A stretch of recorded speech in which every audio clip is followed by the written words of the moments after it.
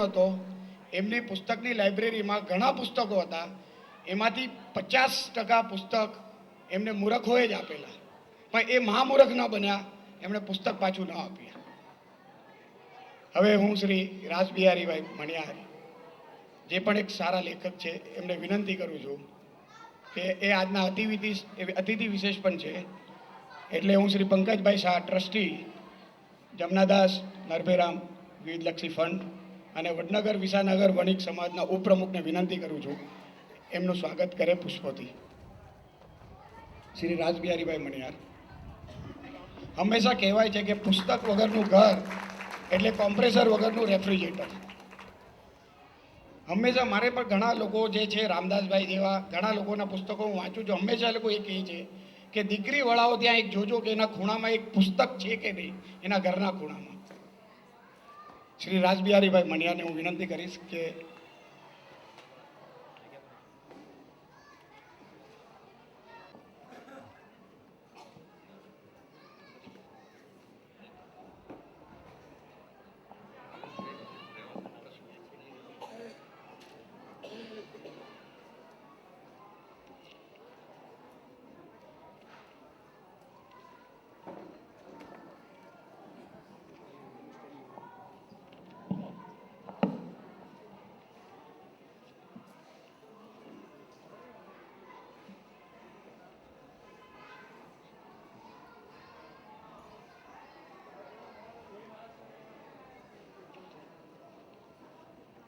ગઈકાલે તમને બધાને સંબોધન મિત્ર તરીકે કર્યું, પણ આમાં એક પરિવર્તનનો પ્રકરણ છે. પરિવર્તનનું પ્રકરણ છે એ જોતા રસ્તામાં આવતા વિચારતો હતો, એટલે મારા સંબોધનમાં આજે ફેરફાર કરીને તમને સંબોધન મારા સ્વજનો, વહાલા સ્વજનો તરીકે કરું છું. ભાઈ રામદાસનું આ બીજું પુસ્તક. પ્રથમ પુસ્તક સફર સોલિસિટરની માર્ચ 2008, બીજું આ પુસ્તક ભક્તિ ચિકિત્સા ઓગસ્ટ 2009. સફર સોલિસિટરની પુસ્તકમાં વ્યવસાયનું ક્ષેત્ર, જાત અનુભવ, ચિંતન, એમનું ઘડતર, અધ્યયન માટેની લગ્ની અને ભાવક માટે ચેતવણી જોવા મળે છે. એમના આ પુસ્તકમાં સાચી ભક્તિની માસ્ટર કી જોવા મળે છે. શ્રીમદ ભાગવતનું રસામૃત અનુભવાય છે. શ્રીમદ ગીતાનું નવનીત તરતું દેખાય છે અને નારદ ભક્તિ સૂત્રોનું સત્વ આપણા માટે સરળ કરી આપી સાચી ભક્તિનો પરિચય કરાવ્યો છે. તેઓ એમ કેમ કરી શક્યા? કારણ કે વ્યવસાયની જેમ એમણે ભક્તિનું ક્ષેત્ર પણ ખેડ્યું છે. જીવનના ઉત્તમ વર્ષો કૃતિ ભક્તિ દ્વારા ગામડે ગામડે, શહેરે નગરે અને પરદેશમાં ફરી આત્મીયતાના દીપક પ્રગટાવ્યા છે. દિવસો અને કલાકો ડીબીટીના યુવાન ભાઈ બહેનો માટે સાથે ચર્ચાઓ કરી દોરવણી આપી છે. પૂજ્ય દાદાની શિબિરો, રોજના ગીતા ઉપરના પ્રવચનો, રવિવારના ઉપનિષદ ઉપરના પ્રવચનો આત્મસાત કરી સ્વાધ્યાય પ્રવૃત્તિમાં રંગાઈ ભક્તિની વૈજ્ઞાનિક સમજ કેળવી છે. જીવનને ભૂમિ ઉપર ગતિ કરતું ન રાખતા ઊંચે ઉઠાવ્યું છે. અનેક પુસ્તકોનું વાંચન અને તેનું તારણ ભાઈ રામદાસ માટે સહજ છે. જેમ કાયદાશાસ્ત્રમાં તેમની માસ્ટરી, તેમ ભક્તિશાસ્ત્રમાં તેમના ચોક્કસ પ્રેરક મંતવ્યો છે અને દર્શન છે. આ પુસ્તક માત્ર વાંચવા માટે નથી, સમજવા માટે છે, અભ્યાસ કરવા માટે છે, ચિંતન મનન કરવા માટે છે, જીવનમાં પરિવર્તન લાવવા માટે છે. એમ કેમ? અને ત્યારે મને એક ફકરો બહુ જ ગમતો અને મને કહેવાની તક મળે તો કહેવા સિવાય રહેતો નથી. એ ફકરો તમને સંભળાવું કે સંસ્કૃતિ માટે મથનારા એ નાના પુસ્તકમાં નારાયણ દેસાઈ, માધવભાઈ દેસાઈના પુત્ર, એમણે એક ફકરો લખ્યો છે કે હિન્દુ ધર્મમાં જ્ઞાનની જેટલી મહત્તા છે એટલી બીજા કોઈ ધર્મમાં નથી, પણ અજ્ઞાનીઓની સંખ્યા જેટલી હિન્દુઓમાં છે એટલી બીજે ક્યાંય નથી. ઈમાનની મહત્તા જેટલી મુસ્લિમ ધર્મમાં છે એટલી બીજા કોઈ ધર્મમાં નથી. પણ બેઈમાનીના કિસ્સા જેટલા મુસ્લિમ ઇતિહાસમાં છે એટલા બીજા ક્યાંય નથી. અપરિગ્રહની મહત્તા જેટલી જૈન ધર્મમાં છે તેટલી બીજે કોઈ ધર્મમાં નથી. પણ પરિગ્રહી મૂર્તિઓ જેટલી જૈનોમાં દેખાય છે એટલી બીજે ક્યાંય દેખાતી નથી. કરુણાની મહત્તા જેટલી ક્રિશ્ચિયન ધર્મમાં છે એટલી બીજા કોઈ ધર્મમાં નથી. પણ ધર્મયુદ્ધના નામે જેટલું લોહી રેડાયું એટલા બીજા કોઈ ધર્મમાં રેડાયું નથી. અને છેલ્લે મૂર્તિ પૂજાનો વિરોધ જેટલો બુદ્ધે કર્યો છે તેટલો બીજા કોઈએ કર્યો નથી. પણ વિશ્વમાં સૌથી વધારે મૂર્તિઓ હોય તો તથાગત બુદ્ધની. કે આ પુસ્તકની જરૂર ક્યાં છે અને કેવી રીતની છે આપણા માટે? કે બે મિત્રો હતા અને ઝવેરી, કુશળ, અપાર સમૃદ્ધિ, કોઈ વાતની ઉણપ નહીં, ધંધો સારો ચાલે. પણ એક સંસ્કારી, મિતભાષી, પ્રભુને માનનારો, કરુણ, દયાળુ, અને બીજો વ્યસની, બીજો ભોગવાદી. અને પરિણામ એ આવ્યું કે એ જે બીજો ઝવેરી હતો તે મૃત્યુ પામ્યો. એના કુટુંબમાં એની વિધવા થયેલી પત્ની અને 21 વર્ષનો દીકરો. જહો જલાવલીમાંથી એકદમ પ્રકાશમાંથી અંધકારમાં જવું બહુ જીવન હતું. પણ જે પત્ની હતી તે પણ પ્રભુ ઉપર શ્રદ્ધા રાખનારી હતી. થોડા મહિનાઓ વીત્યા, વર્ષ વીત્યું, અને એના શોધખોળ કરતા કરતા એના હાથમાં એક હીરાનો ટુકડો પાસા પાડેલો આવ્યો. એ ખુશ થઈ, મોટો હતો. એણે દીકરાને એ લઈ અને પેલા ઝવેરી પાસે મોકલ્યો, કારણ કે એને ખાતરી કે એ ઝવેરી આપણું ખરાબ નહીં કરે. પેલા ઝવેરીના પાસે આ દીકરો ગયો. ઝવેરી ખુશ થયો કે દીકરા આવો, કેમ છે? તો કે મારી બાએ આ લઈને મોકલ્યો છે એની કિંમત કરવા માટે. ઝવેરીએ હીરાને સુખડની પેટીમાં મુકાવી અને તિજોરીમાં મુકાવી દીધો. અને એને કહ્યું કે તું શું કરે છે અત્યારે? કે હું નોકરી શોધું છું. અરે કે ઝવેરીનો દીકરો નોકરી શોધે, કાલથી મારા ત્યાં આવવા લાગ. અને એ ત્યાં જતો થયો. 4 વર્ષની અંદર તો એને ઉત્કૃષ્ટ ઝવેરી બનાવ્યો, એની બીજી દુકાન તૈયાર કરાવી અને સ્વતંત્ર ધંધો કરતો કરી મૂક્યો. અને એ પણ જ્યારે સ્થિર થઈ ત્યારે એણે એક દિવસ કીધું કે તારી બાને બોલાવીને તું આવ મારા ત્યાં. એ આવ્યો. એ દીકરો અને એની માએ બહુ જ આભાર માન્યો, કૃતજ્ઞતા વ્યક્ત કરી કે તમે સાચા મિત્ર નીકળ્યા, કે અમારી ખડી પડી ગયેલી આખી ગાડી પાછી તમે પાટા ઉપર લાવી. એ લોકોને ચા નાસ્તો કરાવ્યો. એમણે પૂછ્યું કે બેન, તું મારી બેન જેવી છે. અને દીકરાને પેલી સુખડની પેટી હતી એ મંગાવી એના પાસે, અને પેલો હીરો કાઢ્યો અને કીધું દીકરા, આ હીરાની કિંમત કર તું.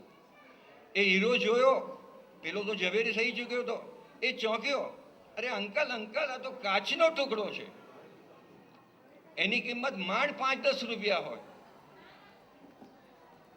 મને એ થાય છે કે આપણી ભક્તિ આપણે જે કરી રહ્યા છે દિવન રાત, આપણે જે પ્રભુને યાદ કરીએ છીએ તે અમૂલ્ય રતન છે, બહુમૂલ્ય હીરો છે કે પછી કાચનો ટુકડો?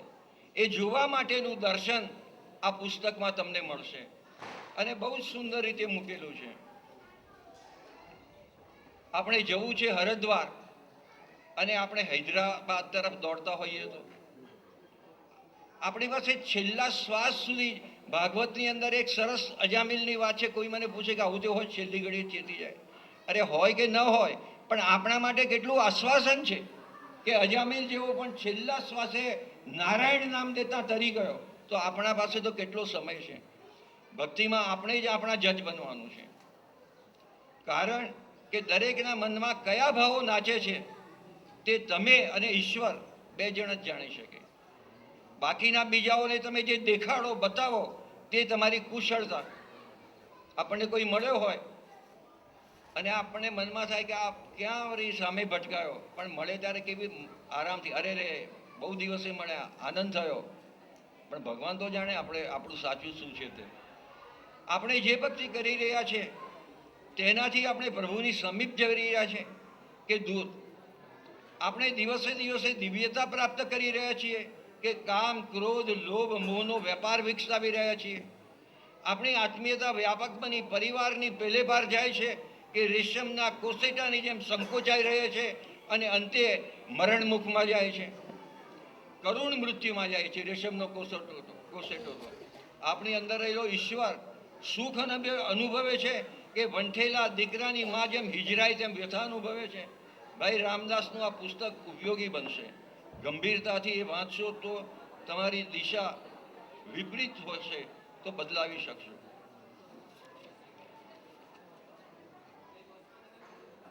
ભક્તિ જે કરે, બહુ લાંબો ટાઈમ સમય વધારે નહીં લઉં તમારો. આપણે આપણી શક્તિનો ઉપયોગ ઈશ્વરની સમીપ જવા માટે કરીશું કે આપણા ભોગ અને મોજ વ્યસન માટે કરીશું કે નિર્દોષ નિર્બળને રંજાડવા શોષણ કરવામાં કરીશું. દુઃખી માનવને જોઈ તમે જો આનંદ અનુભવો તો મનુષ્ય કે પ્રાણીને તમે રીબાવો, ત્રાસ આપો તો તમે દાનવ છો. વેદનાથી તરફડતા મનુષ્યને જોઈ તમે તેની ઉપેક્ષા કરો તો તમે પશુ છો. અકસ્માતમાં ઘાયલ થઈ રસ્તામાં પડેલાને જોઈ પશુને કોઈ સંવેદના જાગતી નથી. સંકટમાં ફસાયેલા જીવને જોઈ તમારી સંવેદનાના તાર ઝણઝણી ઉઠે, પરંતુ કરો કંઈ નહીં તો તમે મનુષ્ય છો, પરંતુ જડ, નિષ્ક્રિય. પરંતુ દુઃખ દૂર કરવા, વેદના હટાવવા, સંકટથી બચાવવા તમે દોડો તો તમે દેવ છો, મહાદેવ છો. તમારી બધી જ ક્રિયા અને કમાણીમાં પ્રભુ ભાગીદાર છે. તમારી સંપત્તિ, તમારો સમય, તમારી શક્તિ, એની અંદર તમે ભક્તિનો ભાવ કાઢ્યા વગર એનો ઉપયોગ થવા દો તો શું છો એવું નહીં કહું, પણ ભક્તિનો થોડો ભાગ ભગવાનનો કાઢીને એનો ઉપયોગ કરશો તો તમારું બાકીની બચત પ્રસાદ બની જશે અને તમારો વિકાસ થતો રહેશે. ભાઈ રામદાસના પુસ્તક બધું લઈને બેસું તો મને તો એટલું ગમ્યું છે કે શું કહું. એના પ્રકરણો છે બધા જોવા, પ્રકરણ જેવું તો પણ ઘણો ટાઈમ જાય છે. પહેલું પ્રકરણ છે મારું કોણ, એનો જવાબ છે મારું કોઈ નથી. ઈશ્વર સિવાય મારું કોઈ નથી. અને મારું હોય તો મને છોડીને જાય કેમ? અને તમે જુઓ છો સમય આવે જાય એમ બધા છોડતા જાય છે. બીજું પ્રકરણ છે ભગ્ન મન. તમને મૃત્યુ સમયે લઈ જાય છે, તમે નિરાશ થઈ જાઓ છો. અને ત્રીજું છે ભક્તિ અંતિમ ચિકિત્સા. ભાંગેલા મનની છેવટની દવા તે ભક્તિ છે. ભક્તિ એટલે ભગવાનની શરણાગતિ. મેં કાલે માણસનો અર્થ કીધો હતો ને તે રીતે શરણ શબ્દની અંદર જ રહસ્ય રહેલું છે. શ એટલે શક્તિ માટે છે.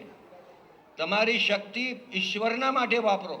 ભક્ત એની શક્તિ, વિદ્યા, આવડત બધી પ્રભુના કાર્યમાં વાપરે છે. અણ એટલે આનંદ. જેને પ્રભુ સાથે, અરે ગામમાં પોલીસની સાથે સંબંધ હોય તો માણસ કોલર ઊંચો કરીને એ તો મારો ઓળખીતો છે, મને કંઈ નહીં થાય.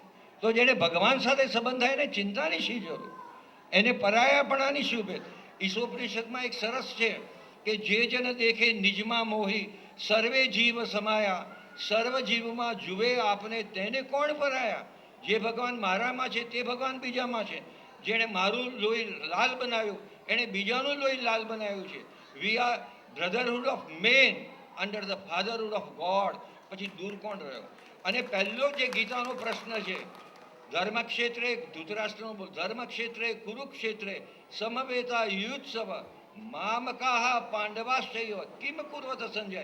એ મામકાહ અને પાંડવા એટલે મહાભારતનું મૂળ, મહાભારતનું બીજ, જેનું પરિણામ 18 અક્ષૌણી સેનાના નાશમાં આવ્યું. પછી 16મું પ્રકરણ છે. બધા પ્રકરણ લેવાનું મને મન છે, બધી નોટ કરીને લાવ્યો છું, પણ તમે પછી ઊભા થઈને ભાગી જાઓ. સત્સંગ એટલે અતિ આવશ્યક છે. સત્સંગના લીધે આપણી શુભ વૃત્તિ ટકી રહે છે. પછી એમણે ભક્તોના દ્રષ્ટાંત આપ્યા છે. 21માં ગજેન્દ્ર મોક્ષ. એક પશુને જો મુક્તિ મળે છે તો આપણે તો માણસ છીએ, શા માટે આપણે પ્રયત્ન ન કરીએ? બીજો છે અમરીશ. ભક્તની ભગવાન રક્ષા કરે છે, દુર્વાસા જેવા પણ એનો કાંઈ બગાડી નહીં શક્યા. ત્રીજું છે જડ ભરત. હરણના મોહમાં એમને 3 જન્મારા ભોગવવા પડે. હરણ બીજા જન્મારામાં હરણ થયા, ત્રીજા જન્મારામાં જડ ભરત થયા. અને રાહુગણને ઉપદેશ એમણે આપ્યો છે. અરે જે મોહ થાય છે, હું તમને કહું છું, સીતા એટલે રામની પત્ની રાજરાણી અયોધ્યાની, એને કઈ એક જ મોહ થયો, સુવર્ણ મૃગ જોઈને. મોહ એક ક્ષણનો અને યાતના જીવનભરની આ સીતાનું દ્રષ્ટાંત. એક ક્ષણ સુવર્ણ મૃગના. લક્ષ્મણ કહે છે કે સોનાનો મૃગ હોય નહીં, પણ નહીં. અને બલિરાજા વચન પાલન કર્યું. ગુરુએ ના પાડી, સમજાવ્યો કે નહીં, મેં વચન આપ્યું છે. અને છેલ્લે બ્રાહ્મણ પત્નીઓ પ્રભુ ભૂખ્યા છે, ભોજન લઈ દોડી પ્રભુ માટેની તાલાવાઈ લઈ. પ્રભુને મેળવવાના આ ચોક્કસ રસ્તાઓ છે, અને કોઈ એક પકડશો ને તો બાકીને આવી મળશે ના મળે. એનાથી જીવનમાં પરિવર્તન આવે છે ભક્તિના લીધે, અને આપણી દ્રષ્ટિ બદલાઈ જાય છે. જે પારકા લાગતા હતા એ પોતાના લાગે છે. જ્યાં સ્વાર્થ લાગતો ત્યાં માણસ નિસ્વાર્થ થઈ જાય છે. જ્યાં દુઃખ આવતું હતું ત્યાં સુખ થાય છે કે મારા પ્રભુએ મને મોકલ્યું છે. મને એક બેને જે દાખલો આપ્યો ને, પુનિતા જ કહીશ અને ડૉક્ટર કહીશ તો ખરાબ લાગશે, કારણ કે પેલું કહીશ. એવી રીતે કેરોલ કરીને એક પ્રિસ્ટની છોકરી હતી, એના પિતાએ બુક લખેલી છે,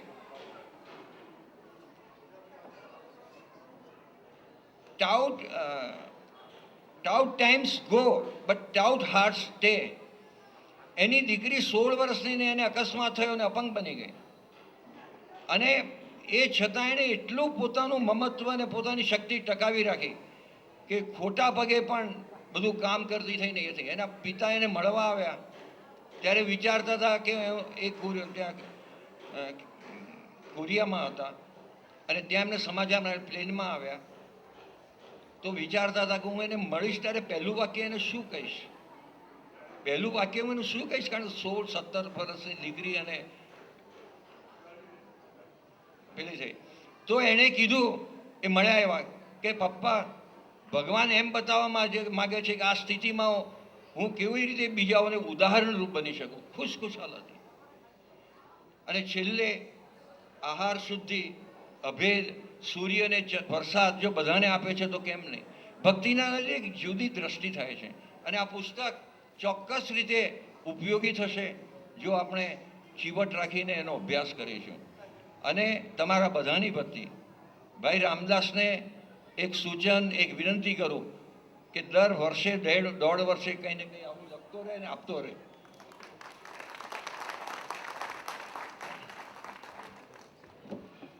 આભાર શ્રી રાજ બિહારીબાનો આભાર.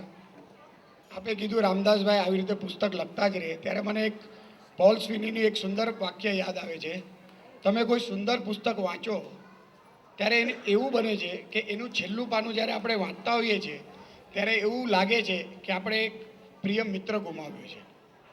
એટલે આપની વિનંતી રામદાસભાઈ સ્વીકારશે. આપણે એમનું એક છેલ્લું પાનું બાકી રાખીશું, અથવા કહીશું કે ફરીથી આપણી જોડે મિત્રતાનો સેતુ બાંધે.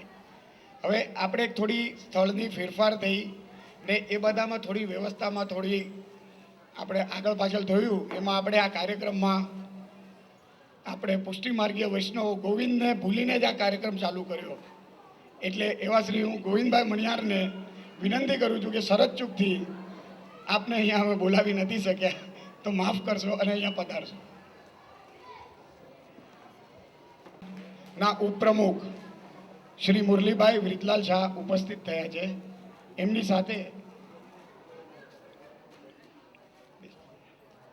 પૂના વિસાનગર વણિક પંચના શ્રી ભરતભાઈ મુરલીભાઈ શાહ પણ અહીંયા બિરાજેલા છે. આપ જરા ઊભા થઈને જરા અમારા વડનગરના જે પૂનાની બહાર વસતા લોકોને શ્રી મુરલીભાઈને પણ વિનંતી કરીશ. આ એક પૂના વિસાનગર વણિક પંચનો એક સારો દાખલો લેવા જેવો છે કે જે પણ લોકો છે આપણા વણિકો એ સાથે મળીને બધા કાર્યક્રમો રાખે છે. અને ખરેખર અમે વડનગરવાળાએ ઘણા પ્રયત્ન કરીએ છીએ કે આપની પાસે અમારો વડનગરનો કાર્યક્રમ લઈને આવીએ, પણ અમને કહે છે કે નહીં બધાનું સાથે કરવાનું. તો અમે એ દિશામાં પણ કંઈ પ્રયત્ન અખિલ ભારતીય વિસાનગર વણિક મહામંડળ પણ કરી રહ્યું છે. તો આપના સહકારની ત્યારે અપેક્ષા રાખીશું. અને હું શ્રી ગોવિંદભાઈને વિનંતી કરીશ કે શ્રી મુરલીભાઈ વ્રિતલાલ શાહનું ગણમાન પુષ્પથી કરે.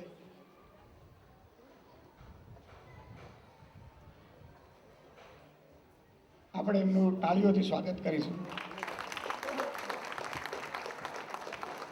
શ્રી ભરતભાઈને પણ વિનંતી છે, એમને પણ 2 શબ્દ કહેવા છે. એ આપણે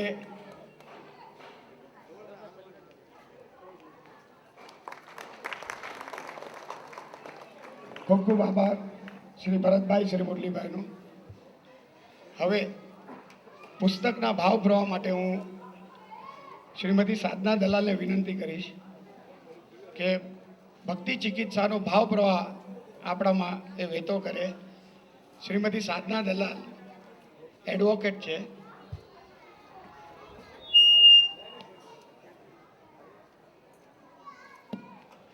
બીએસસી એલએલબી એડવોકેટ છે અને એમના ઘરેથી શ્રી યજ્ઞેશ દલાલ આપ પણ જરા ઊભા થઈને છે, ચાર્ટર્ડ એકાઉન્ટન્ટ છે. એટલે સરસ્વતી આ પરિવારમાં એની રિલે ટોર્ચ ચાલુ જ રાખી છે. હવે હું શ્રી બધી સાધના દલાલને વિનંતી કરીશ કે ભાવ પ્રવાહ વહેતો કરે ભક્તિ ચિકિત્સાનો.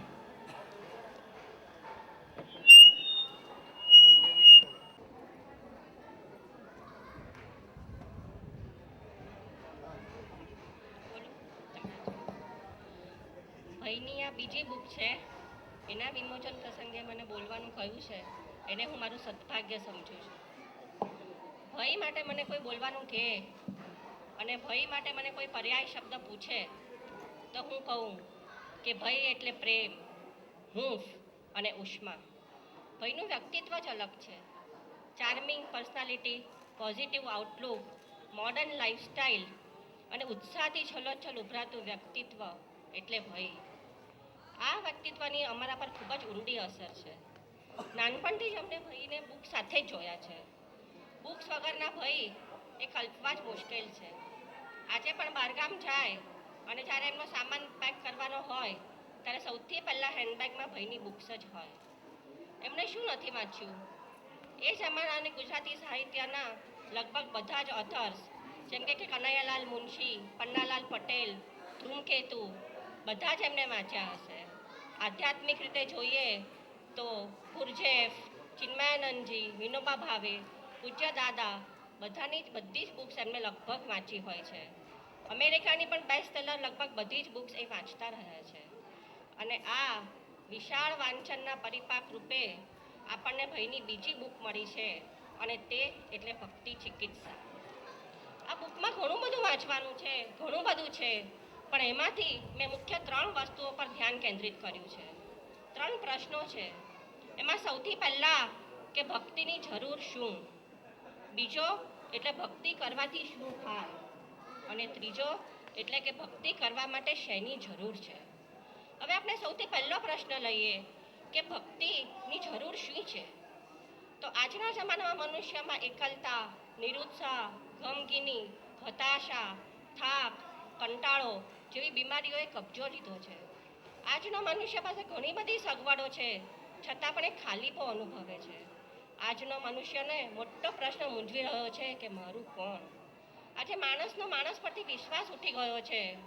મનુષ્ય સ્વભાવથી દુરાગ્રહી, અહમયુક્ત અને પૂર્વગ્રહયુક્ત બનતો જાય છે. મનુષ્યનું મન ખૂબ જ ચંચળ અને અસ્થિર બનતું જાય છે. મનુષ્ય લોભી થતો જાય છે. પોતાની ઈચ્છાઓ પૂરી કરવામાં જ એનું જીવન પૂરું થઈ જાય છે અને પથારી પાથરતા પાથરતા સવાર પડી જાય છે પણ સૂવાનું રહી જાય છે. અમુક ઈચ્છાઓ માણસની પૂરી થાય તો હજુ વધારે ને વધારે ઈચ્છાઓ એ કરતો જાય છે અને જો ઈચ્છાઓ પૂરી ન થાય તો માણસને ક્રોધ આવે છે. આમ આજનો માણસ એ કામ, ક્રોધ અને લોભનો ગુલામ બન્યો છે અને આવા મનુષ્યના મનથી મનુષ્ય પોતાનો વિકાસ રૂંધી નાખે છે અને આને લીધે, આવા સ્વભાવને લીધે મનુષ્ય સંબંધોમાં તિરાડ ઊભી થાય છે. તો આવું માણસનું દુરાગ્રહી, અહમયુક્ત, કામ, ક્રોધ જેવા મહાલોભોથી ગ્રથિત મનુષ્યને તારે કોણ? એક મોટો પ્રશ્ન છે. તેના જવાબમાં આપણે જોઈએ તો કે મૂડીવાદ તો ના. મૂડીવાદ એટલે શું? તો એકની સગવડ એટલે બીજાની અગવડ. આપણે ડૉક્ટરને અડધી રાત્રે ઘરે બોલાવીએ તો ડૉક્ટર આપણી પાસેથી ડબલ ફી ચાર્જ કરે. એટલે મૂડીવાદ એ આ રોગોનો ઈલાજ નથી. તો પછી સમાજવાદ? સમાજવાદ એ પણ નહીં, કારણ કે સમાજવાદમાં તો વ્યક્તિગત સ્વાતંત્ર્ય જ નથી. સત્તાધીશોના તાલે મનુષ્ય નાચતો રહ્યો છે. તો પછી વિજ્ઞાન? ના, વિજ્ઞાન આ માણસને બધી જ સુખ સગવડ આપે છે. એસી, ટેલિવિઝન, કમ્પ્યુટર, આજના જમાનામાં આપણે બધી સગવડો ભોગવી રહ્યા છીએ, પણ આપણે સુખી છીએ? તો ના. તો આ બધા મહારોગોમાંથી બચાવવાનો શ્રેષ્ઠ ઈલાજ એટલે ભક્તિ છે. ભક્તિ એક એવું રસાયણ છે કે જે આ મહારોગોમાંથી મનુષ્યને બચાવે છે.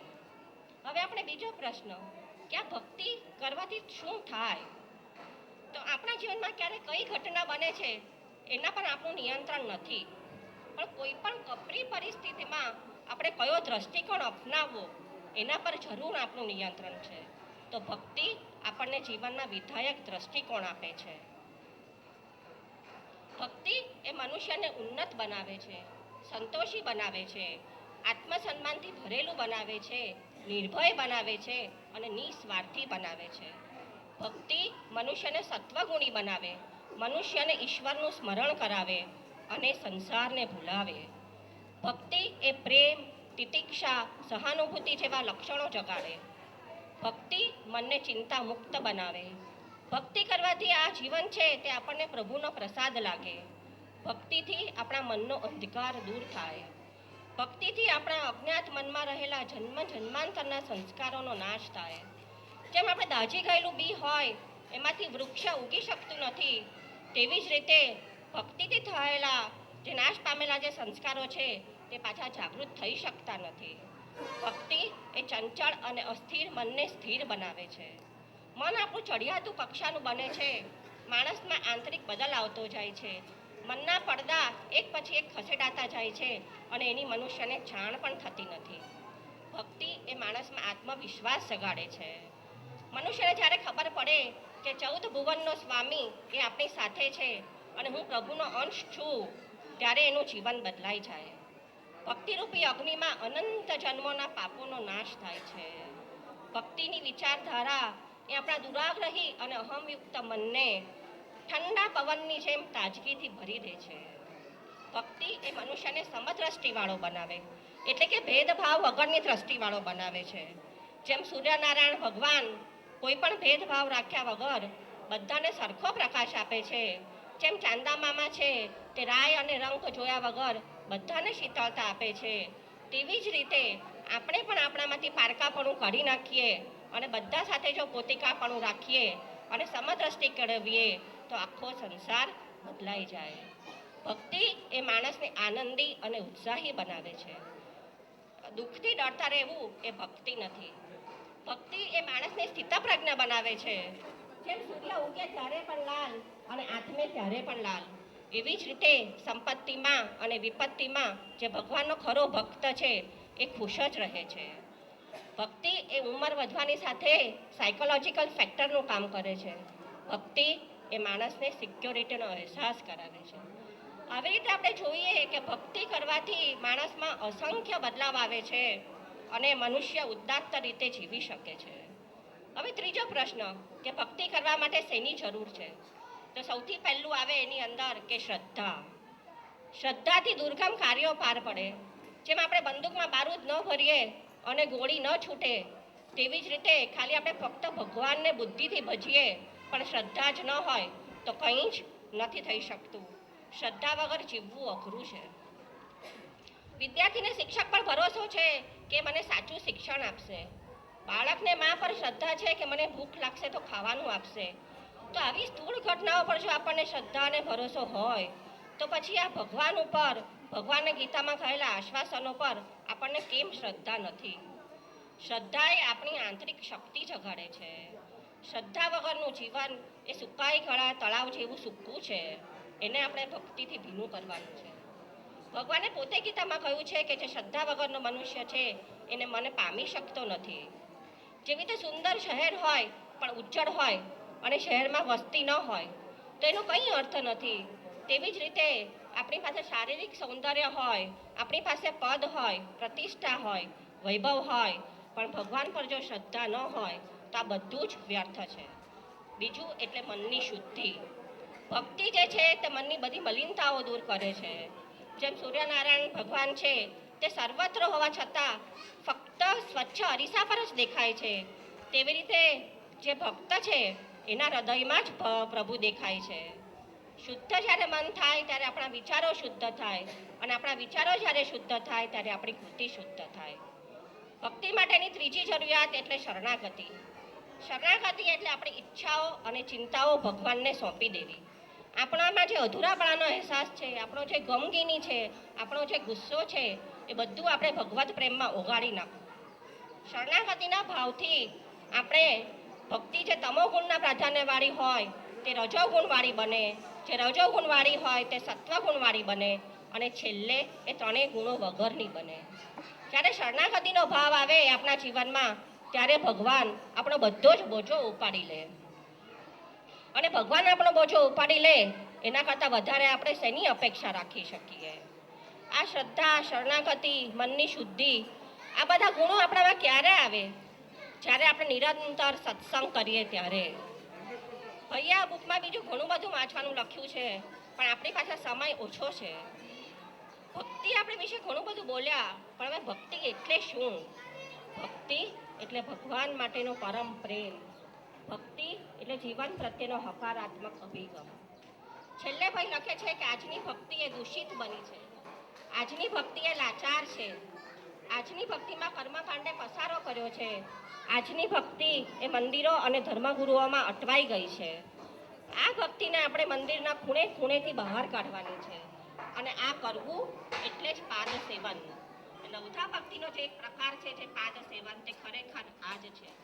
આપણે આ ભાઈની બુકમાંથી જે બધું વાંચ્યું અને જે સાંભળ્યું એમાંથી ખાલી જો આપણે 1/10 પણ જીવનમાં ઉતારી શકીએ તો આપણે આપણું જીવન ઉદાત્ત રીતે જીવી શકીએ.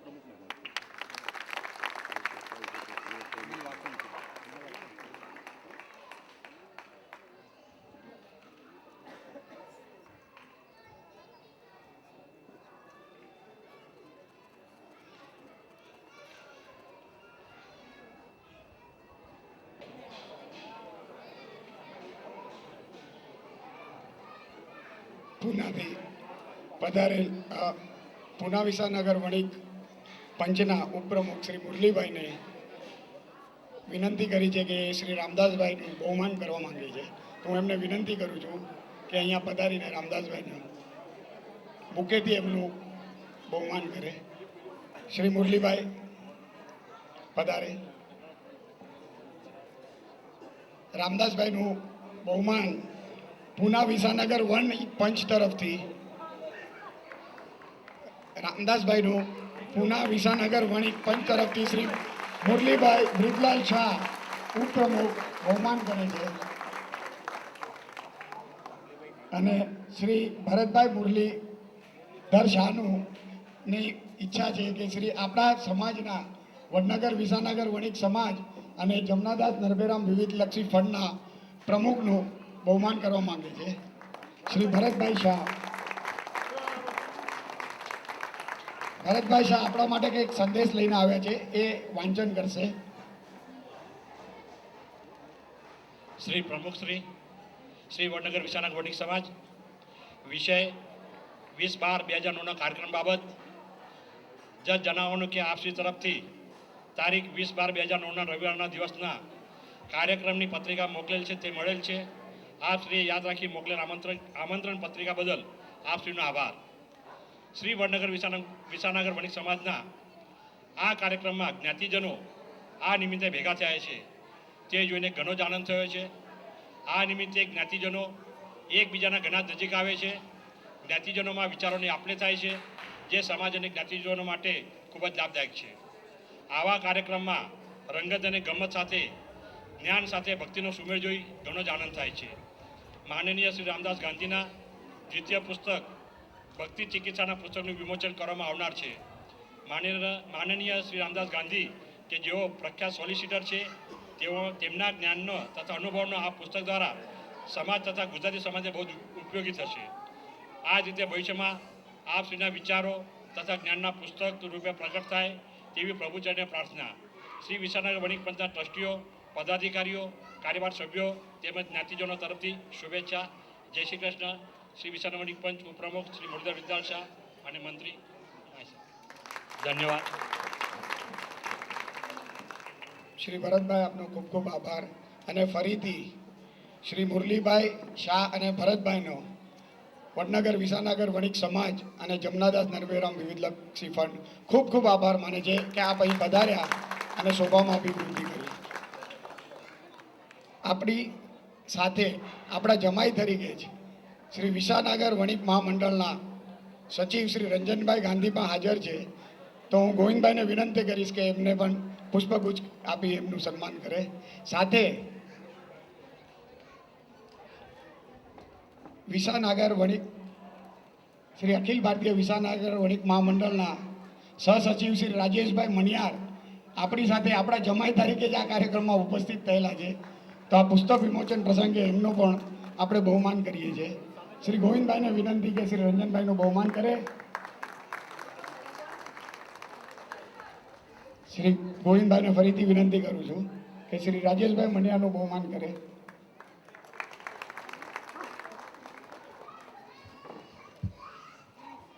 હવે આપણી સાથે અહીંયા હરિઓમ શ્રી હરિભાઈ શાહ ઉપસ્થિત છે.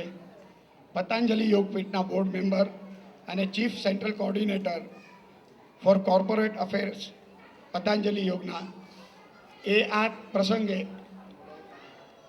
એમની ઈચ્છા એવી છે કે એમના ભાવ વ્યક્ત કરે.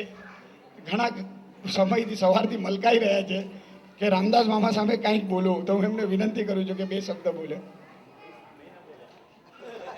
એ રામદાસ મામાની સામે નથી બોલવાના, એમની સમક્ષ એમને બોલવું છે. સમક્ષ, સોરી, મને માફ કરજો. રામદાસ મામા સામે બોલીને આપણે હારવાનું જ છે અને જાહેરમાં કોઈ હાર સ્વીકારવા તૈયાર નથી. Haribhai, ever smiling personality.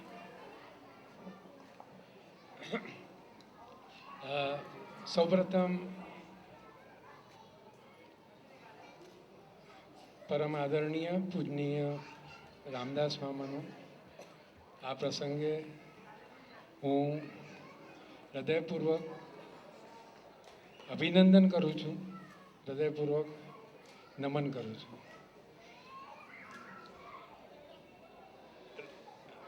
મારા જીવનમાં રામ નામનો એક કંઈક વિશેષ પ્રભાવ રહ્યો છે. સૌપ્રથમ તો મર્યાદા પુરુષોત્તમ ભગવાન શ્રી રામચંદ્રજી, બીજા એટલે યોગ મહર્ષિ પરમ પૂજ્ય રામદેવજી મહારાજ, અને ત્રીજા એટલે અમારા એટલા જ આદરણીય, એટલા જ પૂજનીય રામદાસ મામા.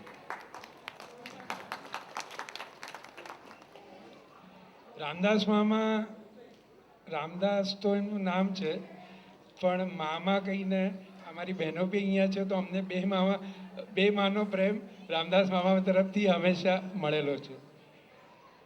રામદાસ મામા વિશે તો બધા મારી આગળ એટલું બધું સુંદર રીતે રજૂઆત કરી ગયા છે, પણ એક ટૂંકમાં હું એટલું જ કહીશ કે રામદાસ મામાની પર્સનાલિટીમાં એક 5Dનો બહુ મોટો કોમ્બિનેશન છે.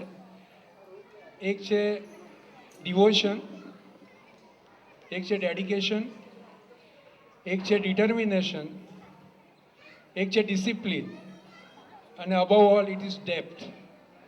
અને આ જ કોન્ટેક્સ 5 મહાભૂતોના કોન્ટેક્સમાં આપણે જોઈએ તો ધરતી જેવું ધૈર્ય છે, વાયુ જેવો વેગ છે, અગ્નિ જેવું તેજ છે, આકાશ જેવી વિશાલતા છે, અને જે એમના અબવ ઓલ જળ જેવી શીતળતા છે.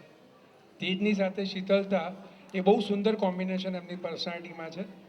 અને સદાય અમે તો આજે 55 વર્ષે બહુ બુઢ્ઢા લાગી રહ્યા છે, પણ એ આજે 77 કે 78 વર્ષની ઉંમરે ખૂબ જ જવાન છે. અને એમની આખી પર્સનાલિટીમાં એક બાળકની નિર્દોષતા, એક યુવાનોને શરમાવે એવો જોશ, અને એક વડીલોનો હોશ, અને સંતોની સમર્પણનો ખૂબ મોટો સમન્વય છે.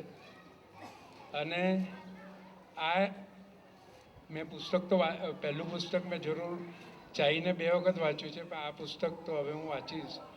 તો એમણે પ્રથમ પુસ્તકમાં એમની પોતાની એક સક્સેસફુલ પ્રોફેશનલ તરીકેની જીવનનો આપણને પરિચય આપ્યો. અને બીજું પુસ્તક જે આ બધી વાતો હું સાંભળું છું એના તરીકે એમનો એક આખો સ્પિરિચ્યુઅલ પર્સનાલિટીનો પ્રયોગનો આપણને પરિચય થશે. એટલે પ્રોફેશનલથી એમની સ્પિરિચ્યુઅલિઝમ તરફની યાત્રા, એક શક્તિથી ભક્તિ તરફની યાત્રા, એક સામર્થ્યથી સમર્પણ તરફની યાત્રા, અને એક એમની જે પુરુષાર્થથી પ્રાર્થના તરફની એક જીવન યાત્રા આપણા માટે ખૂબ જ માર્ગદર્શક, ખૂબ જ પ્રેરણાદર્શક અને ખૂબ જ પથદર્શક બની રહેશે એની ખાતરી સાથે હું ખાસ મારી વાણીને વિરામ આપું છું. અને છેલ્લે આ આખા આયોજનનું ખૂબ જ સફળ રીતે, કારણ કે હું તો ગઈકાલે રાતે કંઈ 10 વાગે આવ્યો અને જે વાઇબ્રેશન મેં ફીલ કર્યા, તો મેં એવું સાંભળ્યું છે કે આપણું વડનગર એ બહુ વર્ષો પહેલાં ગુજરાતની રાજધાની હતી અને વૃદ્ધનગર નામ હતું. તો વૃદ્ધનગરની મને તો જવાનનું નગર કાલે રાતે લાગતું હતું. અને એના અતિશય સફળ આયોજન માટે હું અમારી આખી યંગ ટીમ, એટલે પર્ટિક્યુલરલી કહેવાનું તો આપણે ભાઈ હેમંત, મુકેશ, આપણે પ્રમોદ, પછી હા મુકુલ અને નંદુ, આખી ટીમ, અને પ્રત્યક્ષ અને પરોક્ષ રીતે જેણે નાનો મોટો ફાળો આપ્યો છે એ દરેકનું અભિવાદન કરવા ઈચ્છું છું. અને હું કહું છું કે તાળીઓના ગળગડાટ સાથે તમે બધા એમનો ઉત્સાહ વધારો, એમનું મનોબળ વધારો, અને તમે આખું મેદુવડું ટેસ્ટ કરો, એના કાણાની તરફ દુર્લક્ષ કરો. Thank you. આભાર હરિભાઈ. આપે આપની વાણીને તો વિરામ આપ્યો છે, પણ આપણા વિચારો જોતા લાગે છે કે હવે કલમથી તમારે શરૂઆત કરવાની છે. અને આગલા સંમેલનમાં અમે આપના કોઈ પુસ્તકનું વિમોચન કરીએ એવું મને ભવિષ્ય દેખાઈ રહ્યું છે. એટલે વાણીને વિરામ ભલે આપો, કલમની હવે શરૂઆત કરો. હવે જેની આતુરતાપૂર્વક રાહ જોવાઈ રહી છે એવા પુસ્તકના લેખક શ્રી રામદાસભાઈ ભક્તિ ચિકિત્સા માટે આપણને જે એમને કલમથી લખ્યું છે, આપણને વાણીથી કંઈ એમાંથી આપણને કંઈ કહેશે. એ પહેલાં હું શ્રી મધુકરભાઈ પરીખને વિનંતી કરીશ કે આજે આપણા માટે ગૌરવની વાત છે કે આજે આપણે શ્રી રામદાસભાઈને જ્ઞાતિભૂષણ પુરસ્કારથી આપણે નવાજીત કરીએ છીએ. શ્રી મધુકરભાઈ પરીખને હું વિનંતી કરીશ. અને આપ સૌને કહીશ કે જો થોડી તકલીફ લઈને આપણે ઊભા થઈ શકતા હોઈએ તો ઊભા થઈને એમને તાળીઓના ગડગડાટથી આજે આપણે જ્ઞાતિભૂષણ પુરસ્કાર તરીકે આપણી સાથે એક સ્ટાલવર્ટ છે. અને વડનગર તો એટલો ગૌરવ અનુભવવું જોઈએ કે આપણી સાથે રામના દાસ છે, રામનો પ્રસાદ છે, ગોવિંદ છે, રાસબિહારી છે, મધુસૂદન છે, મધુવન છે, બધું જ આપણી પાસે છે. પણ આ સાથે એક કડવી વાત પણ કહીશ કે આટલા બધા સાથે હોવા છતાં આટલી પ્રોફિશન્સી છે આપણામાં, પણ થોડી એફિશિયન્સીનો આપણો અભાવ છે. મેં ઘણા વર્ષો પહેલાં લગભગ 1977માં કેમ કે ચિન્મયાનંદજીનું સાંભળેલું કે there is a lot of proficiency in our country but there is no efficiency. તો આજે આ પુરસ્કાર માટે હવે આપણી પાસે આવતા વર્ષે એમ લાગે કે હવે આ કોને આપણે આ પુરસ્કાર આપીએ, એવી એફિશિયન્સીથી આપણી જ્ઞાતિ કાર્ય કરે વડનગર, એ હું આપ સૌને વિનંતી કરું છું. અને હું શ્રી રામદાસભાઈને વિનંતી કરીશ કે એમની વાણીથી ભક્તિનો પ્રવાહ, ભક્તિ ચિકિત્સાના તે આપણને તરબોળ કરે. રામદાસભાઈનું પુષ્પગુચ્છથી સ્વાગત કરશે.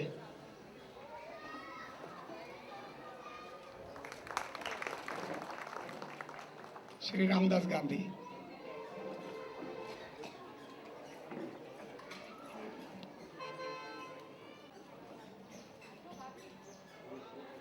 હરિભાઈ, આ કહેવા પ્રમાણે હું હંમેશા મારો માર્ગ કરી જ લઉં છું. એટલે બધાને ધક્કા મારતો મારતો અહીંયા તો આવી ગયો. હવે આ લોકો મને ખુશીઓ પરાણે બેસાડવા માગે છે તો હું બેસવા માગતો નથી. આમ યંગ.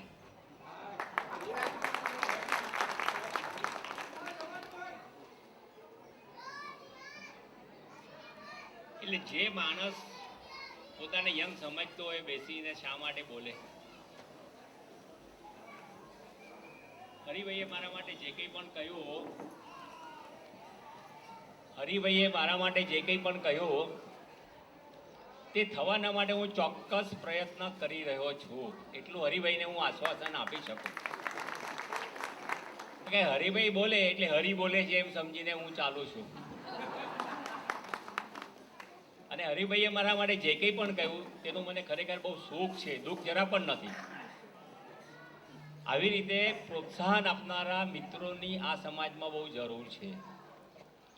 આપણો સમાજ એટલો કંજૂસ છે, પૈસા આપવામાં નહીં પણ કદર કરવામાં. હજી સુધી મેં કોઈને પણ એકબીજાની કદર કરીને બેસતા જોયા નથી. જ્યારે પણ કોઈની પણ જોડે આપણે બેસીએ ત્યારે એકબીજાનો તેજો દ્વેષ, એકબીજા માટેનો દોષ દૃષ્ટિ જેને આપણે કહીએ તેવું બહુ વધારે પડતું ઘણીવાર જોવામાં આવે છે. અને આ હોય તો પણ વાંધો નથી, પણ એ ઉપરાંત આપણને જ્ઞાતિ પ્રેમ હોય ને તો આ બધું ચાલે, સમાજ પ્રેમ હોય તો આ બધું ચાલે. અને સમાજ એટલે ઈશ્વર, સમાજ એટલે પરમેશ્વર. એટલે હું પૈસાની જરા પણ અહીંયા વાત કરતો નથી, કદર કરવાની જે કંજૂસાઈ છે તેની વાત કરું છું. એટલે I am very proud for you Haribhai. ભલે મારા માટે તમે બોલ્યા હો તો પણ, અને આઈ થિંક કે તમારા પાસેથી જો બધા દાખલો લે અને બધા એકબીજાની જો કદર કરવા લાગે તો મને લાગે that will be an excellent thing to do in life. અને બે સરદારજીની વાત યાદ આવે છે. કદાચ તમને ન પણ ગમે પણ it makes no difference. I am young so I am entitle to talk. કે બે કંજૂસ સરદારજીઓ ભેગા થઈ ગયા. એ કંજૂસ લોકો જ્યારે ભેગા થાય ને ત્યારે પૈસા કેમ બચાવવા એની જ વાત હોય, અથવા તો કેવી રીતે બચાવ્યા એની જ વાત હોય, કોઈનું ગજવું કેમ ખંખેર્યું એની જ વાત હોય, એ સિવાય બીજી વાત હોય નહીં. એટલે આ લોકો શયનખંડમાં પ્રેમ પણ કરતા હોય ને તો બાજુમાં મોબાઈલ રાખ્યો હોય, કારણ કે પરદેશી સમાચાર આવવાના હોય કે કેટલા લીધા ને કેટલા વેચ્યા. તે don't know what is love. Cement કોન્ક્રીટના જગતમાં જીવતા આ બધા સિમેન્ટ કોન્ક્રીટના જેવા લોકો છે. આ લોકોની જોડે બોલો તો પણ શું અને ન બોલો તો પણ શું, it doesn't make any difference. એટલે આવા બે સરદારજીઓ ભેગા થયા, યંગ હતા, નવા નવા પરણેલા. એટલે એક સરદારજીએ બીજાને કહ્યું કે તે લગ્નમાં કંઈ પૈસા બચાવ્યા કે ન બચાવ્યા?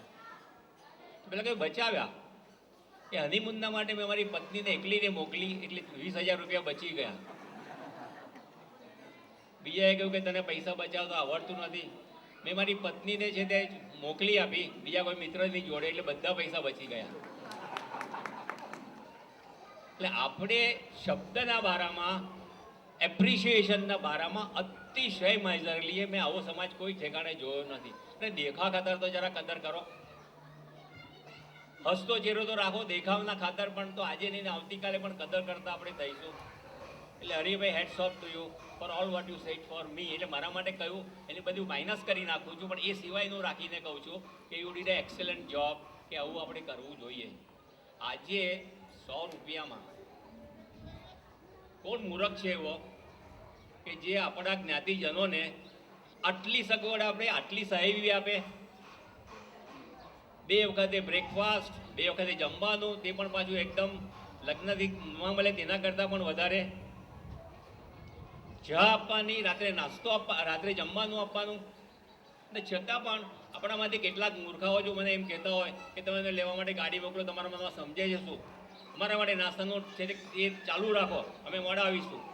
અરે તું યુવાન માણસ છે, 10-15 કિલોમીટર ચાલી નાખીને આવવું જોઈએ તો તારે તો 5-7 મિનિટ ચાલીને આવવાનું છે. તો સાની ચરવી આ અહીંયા સભા ચાલતી હોય ત્યારે બાજુમાં કેટલાક મૂર્ખા લોકો બેસીને ગપ્પા મારતા હોય તો એ લોકોને ખબર નથી પડતી કે એક સભા ચાલે છે તે.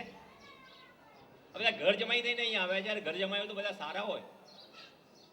તો જે લોકો 100 રૂપિયામાં આટલી આપણી સગવડ સાચવે છે, આટલા ઉજાગરા કરે છે, આટલી મહેનત કરે છે, આટલો પસીનો પાડે છે, તો યંગ લોકોએ કહેવું જોઈએ કે we are with you, don't worry, તમે ફેરો નહીં ખાતા, અમે છે તે તમારું કામ કરશું. એટલે ખરેખર હું એક વાત કહું કે આ લોકોએ ફેન્ટેસ્ટિક કામ કર્યું છે. હું નોર્મલી કોઈ પણ દિવસ આવી રીતે આવ્યો જ નથી મારી જિંદગીમાં, મને આવું પણ નહીં.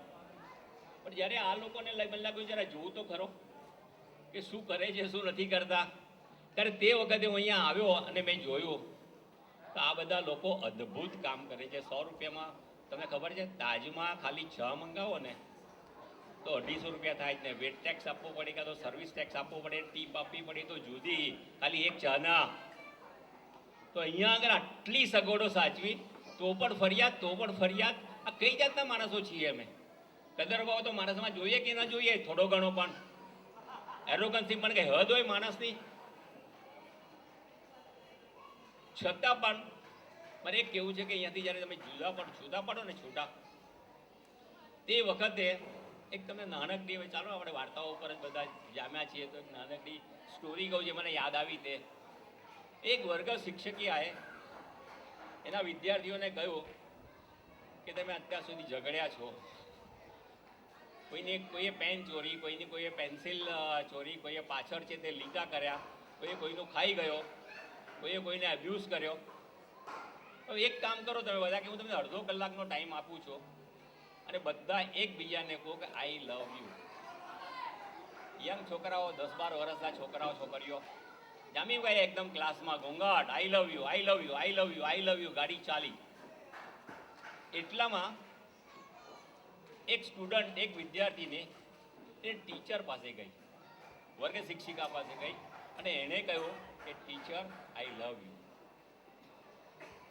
ચમકી ગઈ કારણ કે એને પોતાને કોઈ કહેશે આઈ લવ યુ એવું એને વિચાર જ નહીં આવેલો. ત્યારે તે વખતે આ શિક્ષિકાના મગજમાં એકદમ વિચાર આવ્યો, એમ ટચ. જ્યારે આ મને સ્ટુડન્ટે આઈ લવ યુ કહ્યું ત્યારે તો મને અને મારા પિતાશ્રીને છેલ્લા 3-4 વર્ષથી અબોલા છે, અમે ઝઘડ્યા છીએ. તો I can't go to my father and tell him father I love you.